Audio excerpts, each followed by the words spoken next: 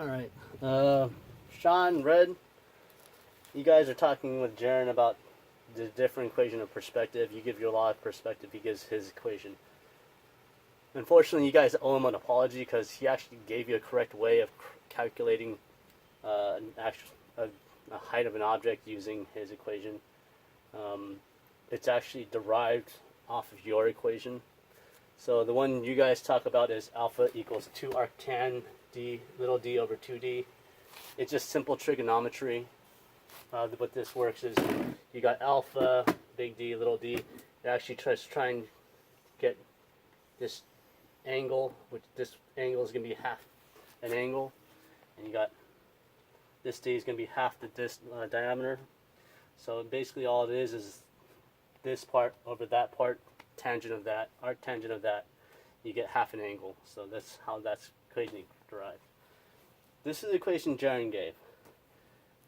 You got the height, known height that you, perceived height that you have of a small object closer to you with the known distance, and you're trying to calculate the height of an object farther away at a known distance. So his equation is little h over little d equals big H over big D.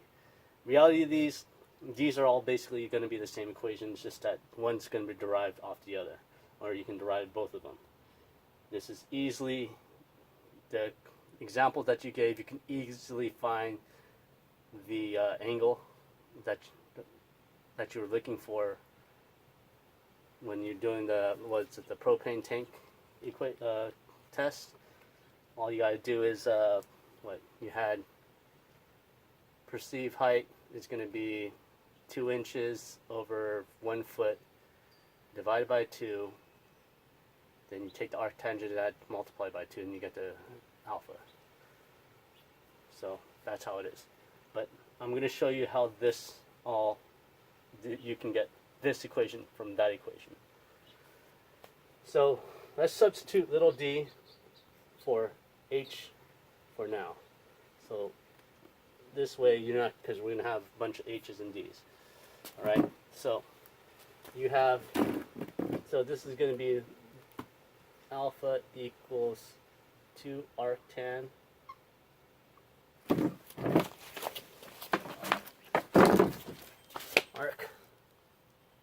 arctan of h over 2d. So that's the actual height that you have, that's the actual distance. What you have to do is now you do the same equation for the perceived height. Alpha equals 2 arc tan of little h over 2 little d. Now you realize since alpha is going to be the same, the angle is going to be the same, you can now alpha equals alpha.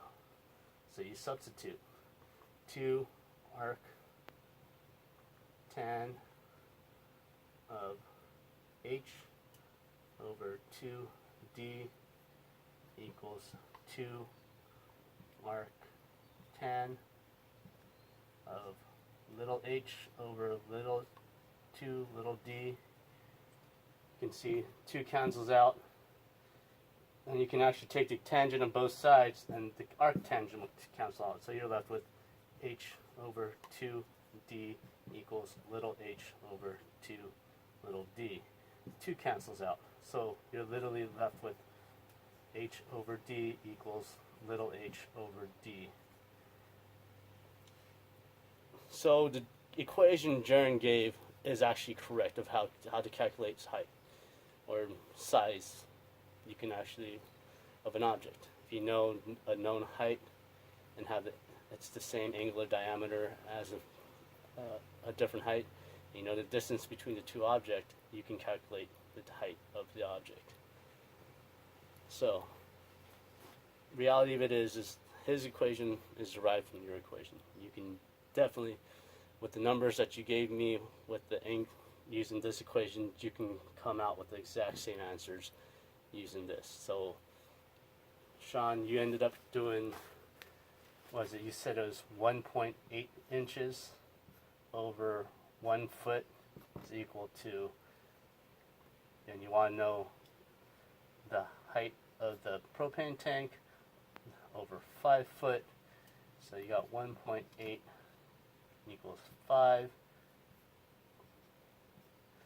So you multiply both sides by 5. That is actually going to be, I had used my calculators, but if you do it, you're actually going to end up with point something something something. So let's say it's 9 inches.